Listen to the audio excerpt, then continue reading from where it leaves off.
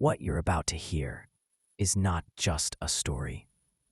It's a chilling reminder that even in the most ordinary moments, danger can find you. These are real-style horror experiences meant to keep you up at night. This is Cryptwink HQ. Let's begin.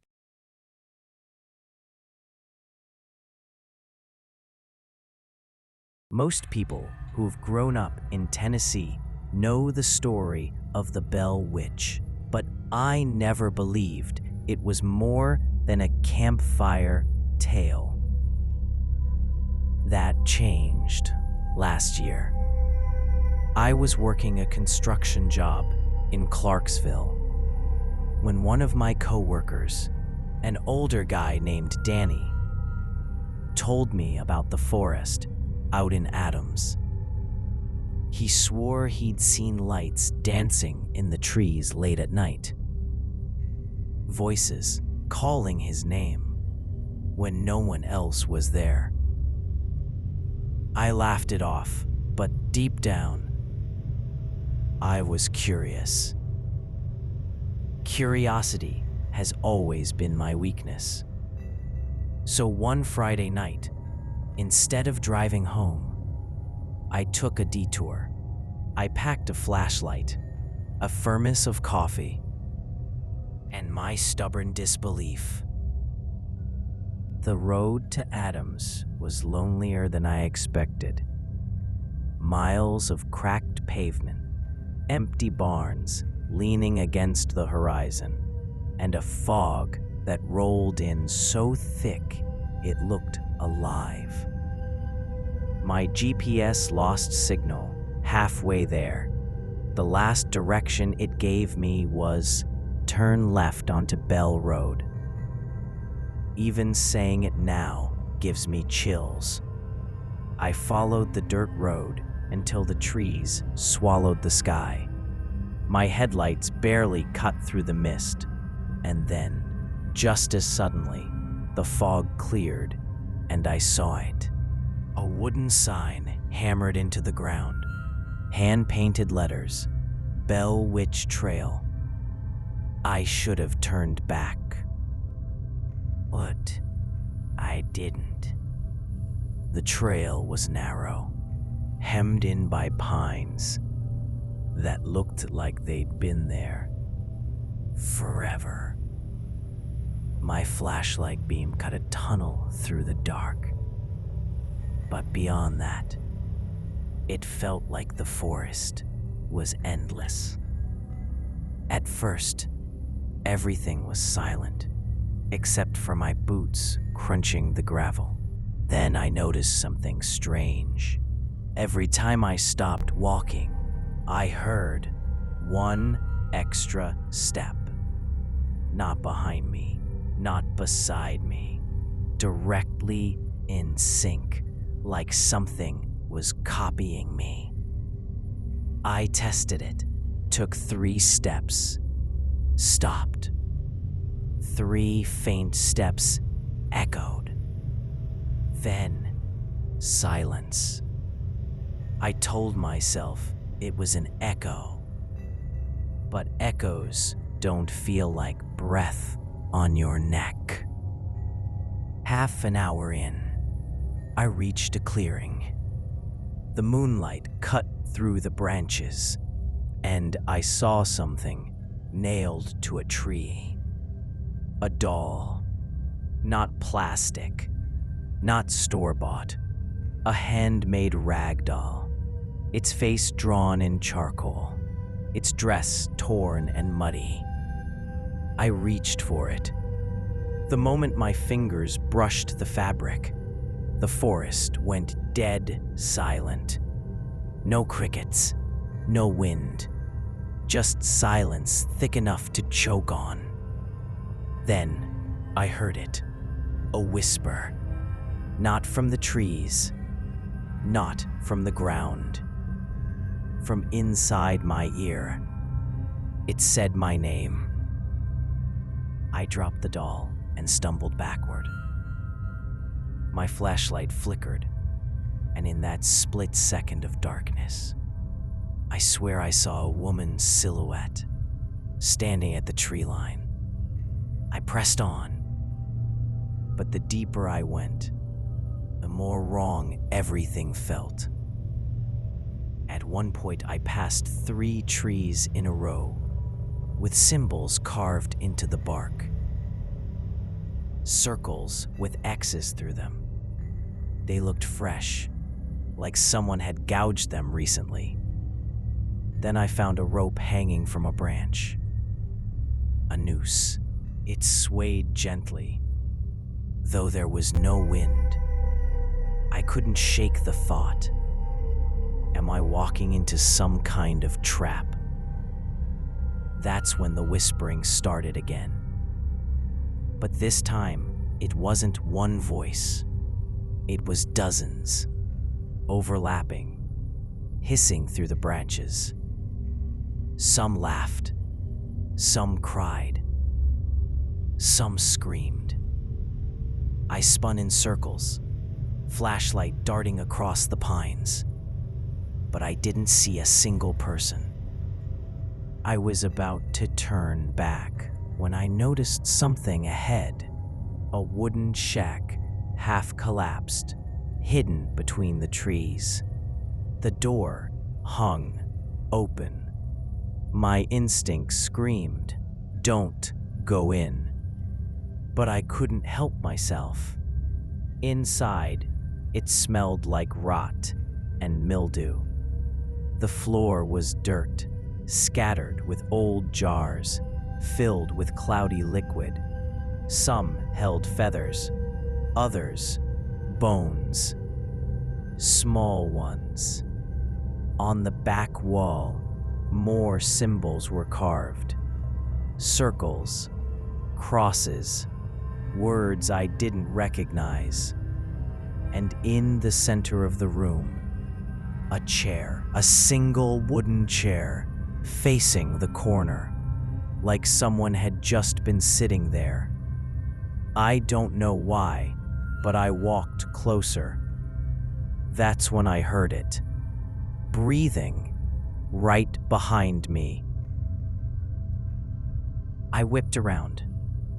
Nothing. The shack was empty. But when I turned back toward the chair, it was facing me. I'd bolted from the shack, heart hammering. The trail should have been easy to follow back. But when I looked around, it was gone. The forest didn't look the same anymore. The trees leaned at strange angles, branches twisting like claws. I shouted, hoping maybe Danny was messing with me, or some locals were pulling a prank. But the only answer was laughter. High-pitched, female, drifting from every direction. I ran until my legs gave out. I collapsed against a tree, sucking in air. That's when I noticed something carved into the bark right beside my face. My name, spelled perfectly. From that moment on, I knew I wasn't alone. I started running again, crashing through undergrowth, tearing my hands on branches. Behind me, I could hear it. Footsteps. Not echoing me this time. Chasing me. Every time I looked back, I caught glimpses. A pale hand slipping behind a tree. A flash of white fabric. A face smiling in the dark. I don't know how long I ran, but eventually I stumbled into another clearing. The moon was higher now, silver and cold. In the middle of the clearing stood a well, an old stone well covered in moss. From inside, I heard whispering. It wasn't random this time. It was chanting. And then, clear as day, a voice called out, "Don't look down." Of course, I looked. At first, I saw nothing but blackness. Then, my flashlight beam caught something. A face, staring up at me from the water. It wasn't a reflection. It wasn't my face. It was hers. The Bell Witch. Her eyes locked onto mine, and her mouth twisted into that same awful grin I'd glimpsed before. I stumbled back, dropping my flashlight. Darkness swallowed everything. But even without the light, I could feel her gaze. I could hear her climbing. Nails scraping against the stones. I ran again. I don't know how I made it back to my car, but I did. My hands shook as I jammed the keys into the ignition and floored it down that dirt road. I didn't look in the rearview mirror. I couldn't. When I finally hit the main road, I pulled over, gasping, trying to convince myself it was over. But then, I noticed something on the passenger seat. A doll. The same rag doll I'd touched in the clearing. Only now, its face wasn't blank. Someone had drawn eyes on it, and they were looking straight at me. Since that night, I can't escape the feeling that I brought something back with me. Sometimes when I'm lying in bed, I hear whispering right outside my door. Sometimes I wake up to find that doll sitting in different places around my room. And every so often, I catch a glimpse in the corner of my eye. A pale woman. Watching. Not attacking, not speaking, just watching. And I realize now, the Bell Witch doesn't always haunt the forest. Sometimes she follows you home. And if you're listening closely, you might hear her too, because silence isn't empty, it's waiting.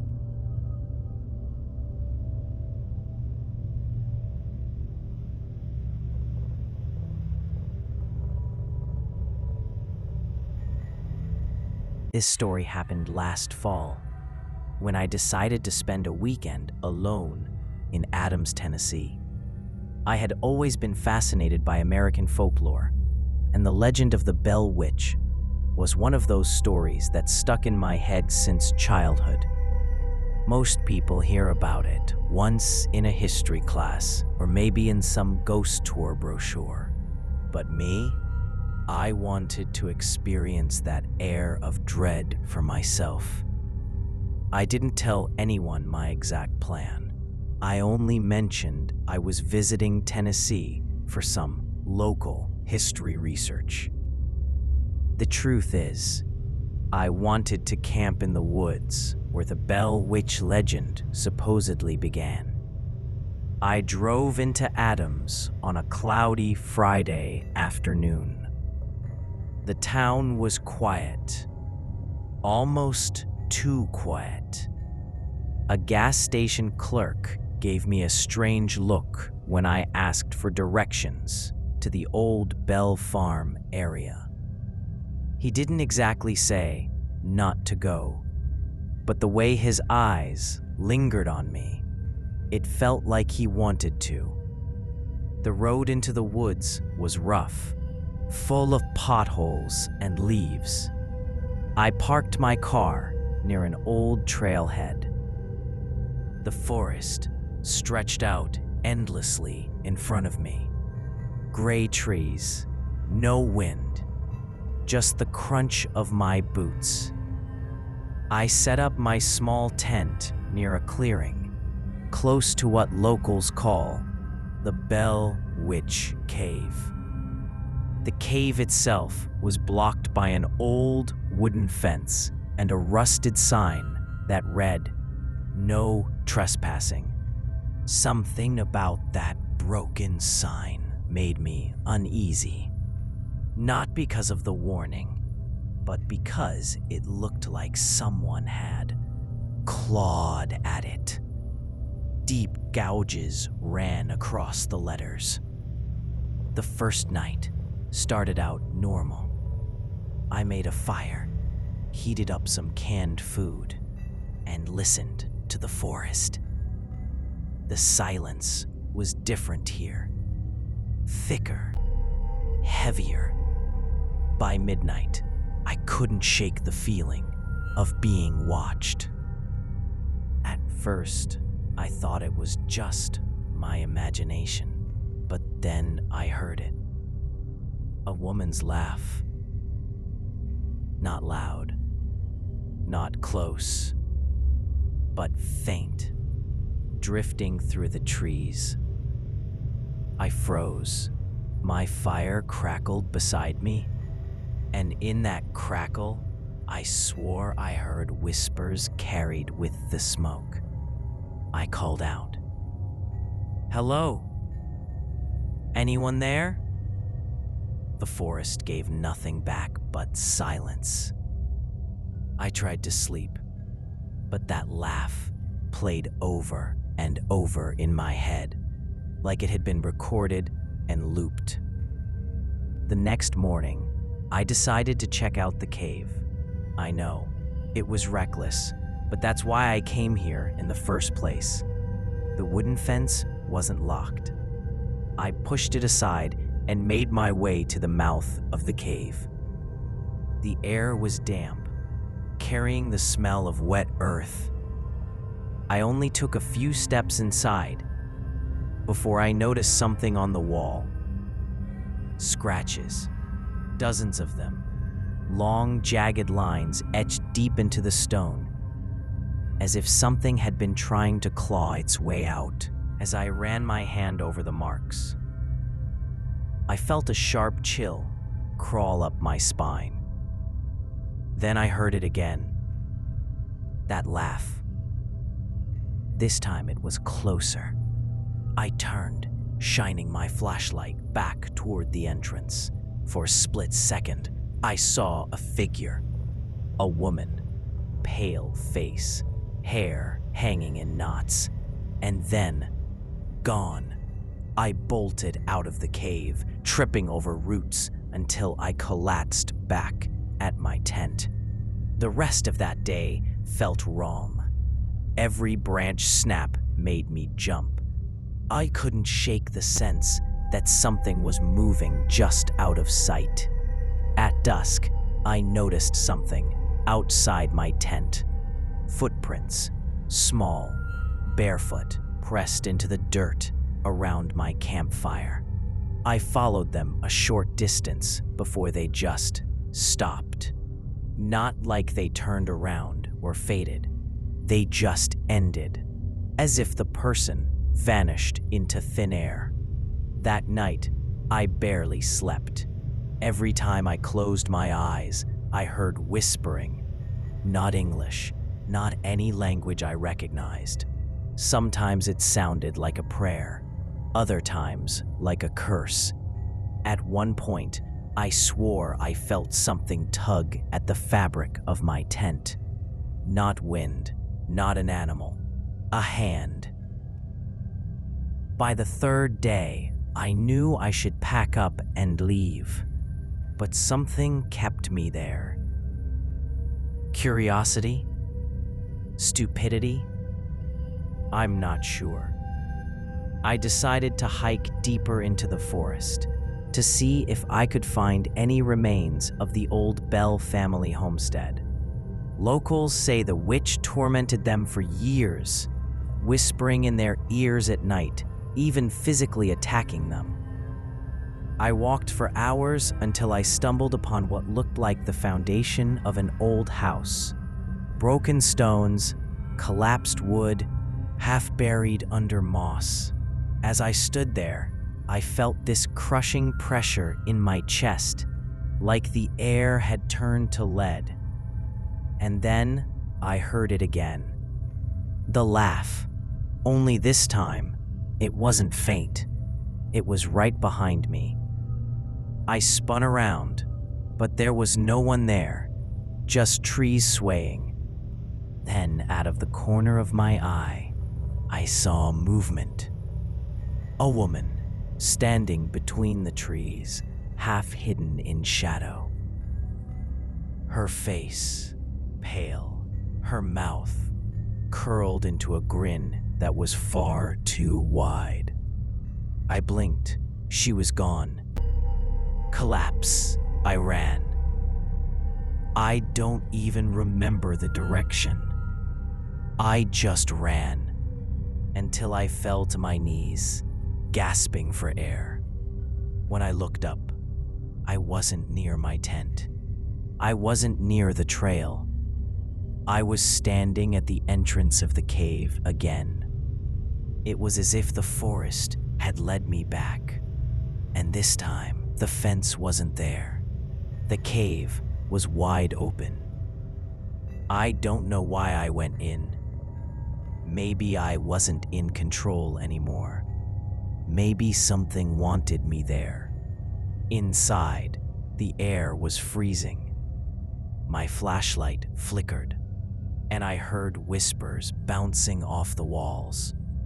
And then, clear as day, I heard a woman's voice right in my ear. Leave, or stay forever. I spun, shining my light around, and that's when I saw them. Hands. Dozens of pale, skeletal hands reaching out from the stone itself, clawing toward me. I bolted, stumbling back into the daylight, tripping and cutting my knees on the rocks. I didn't pack up my tent. I didn't care about my things. I sprinted to my car and sped out of those woods like my life depended on it. The whole drive back, I couldn't shake the feeling I wasn't alone. My rearview mirror showed empty seats, but my chest told me otherwise. When I finally made it home, I collapsed into bed. For the first time in days, I thought I was safe. But that night, as I closed my eyes, I heard it again. That laugh. And when I opened my eyes, there was a figure standing at the corner of my room. A woman, pale, smiling. But here's the thing. When I shot up in bed, ready to scream, the figure didn't move. She didn't vanish. She just stood there, watching. And even now, as I record this, I feel the same weight pressing down on me, like someone is still here, still watching, still waiting. Maybe the Bell Witch never left those Tennessee forests, or maybe she followed me home. Either way, I don't think I'm ever truly alone anymore. Because when the room goes quiet, I can hear her breathing.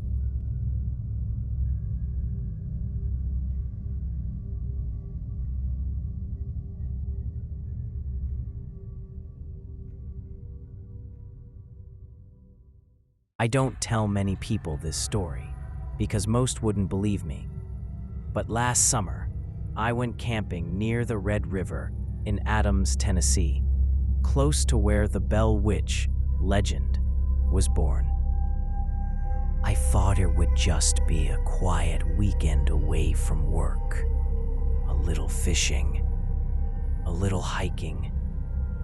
I didn't even go there for the folklore at first. But by the time I left, I realized the Bell Witch isn't just a legend. She's real.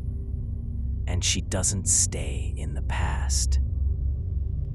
The river looked peaceful when I arrived.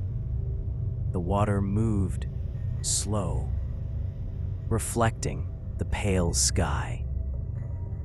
I set up my tent near the bank, close enough to hear the current at night. Across the water, the trees looked dark, almost black. Even in daylight, something about that side of the forest unsettled me.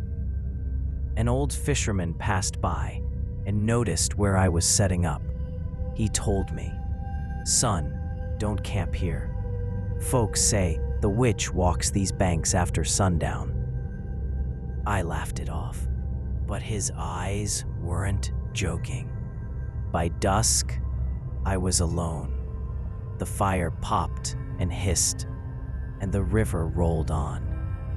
I tried to tell myself it was just another camping trip, nothing unusual.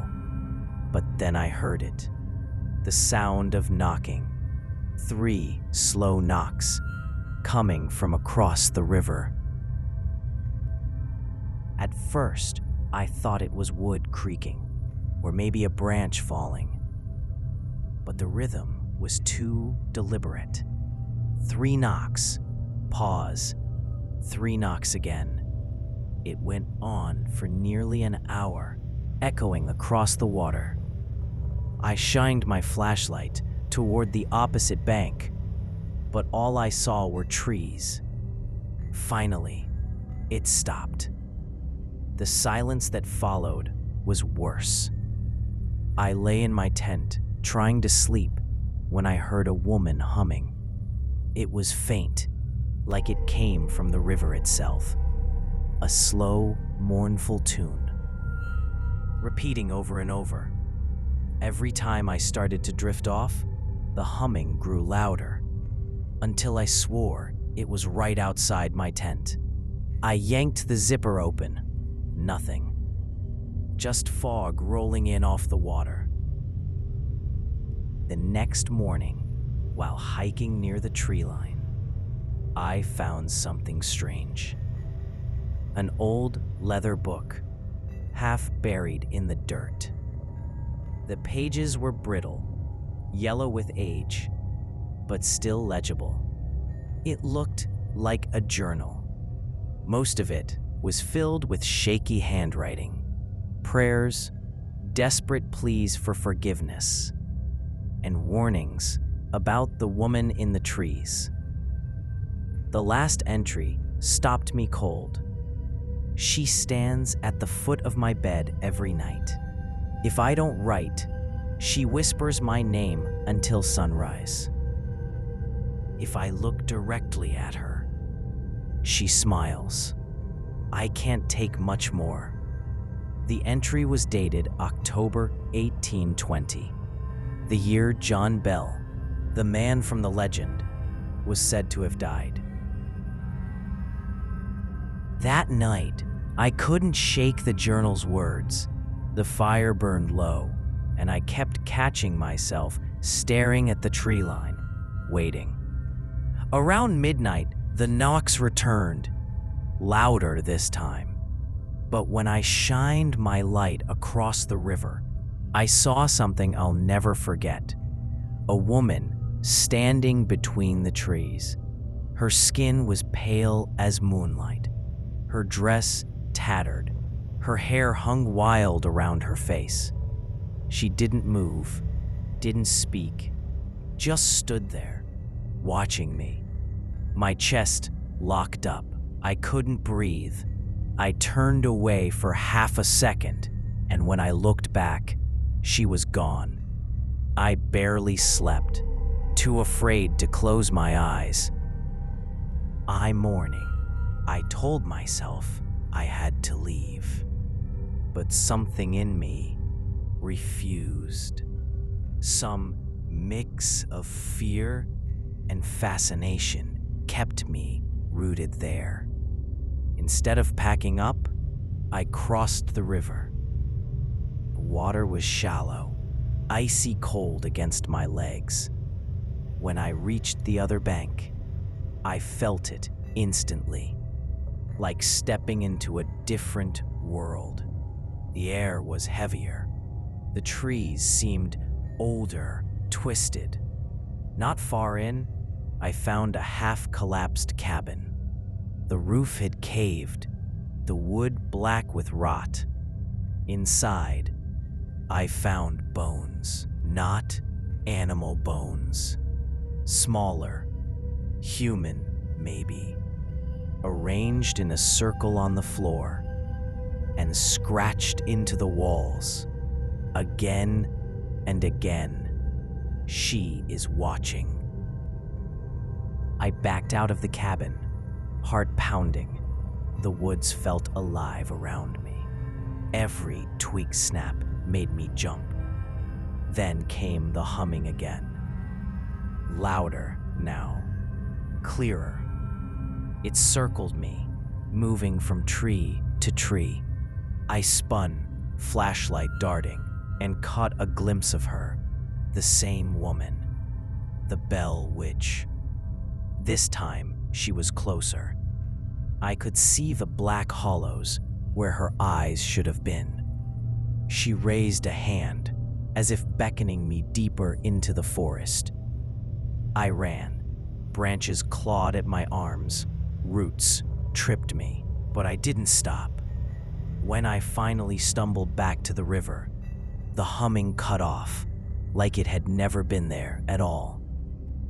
I should have left then. I should have packed my tent and driven until I saw city lights. But exhaustion pulled me down. By the time darkness fell, I was too tired to move. The knocks came back, 3 at a time. But now they weren't across the river.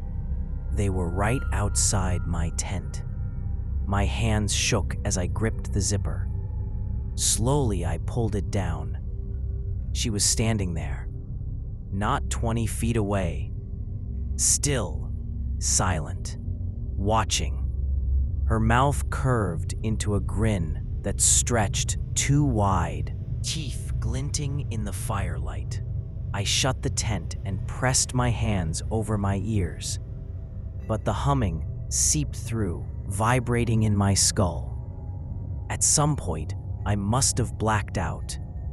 I woke at dawn, sprawled outside my tent, my clothes damp with river water. I don't remember leaving the tent. I don't remember crossing the bank. But the journal I'd found was lying on my chest. When I opened it, the last page had changed. New words were written there, in the same shaky hand. You saw her. Now, she will never leave you. I dropped the book and ran. I didn't even take my gear. I sprinted to my car and drove until the woods disappeared in my rear view. It's been months since that night, but things haven't gone back to normal. Sometimes I hear knocking on my walls at 3 a.m., always 3 knocks. Sometimes I wake to find my bedroom window open, though I never touch it. And sometimes, when I open my eyes in the dark, I see her, standing at the foot of my bed. Her grin never changes. Her eyes never blink. She never moves closer. She just watches. And I realize now, the fisherman was right. The Bell Witch doesn't stay by the Red River. She follows you home. And once she's found you, you're never truly alone again. Remember, the scariest stories are the ones that feel real, and sometimes, when you think you're safe, someone might still be watching. If you enjoyed this story, Share your thoughts in the comments below. This is Cryptwink HQ. Thanks for listening, and stay safe.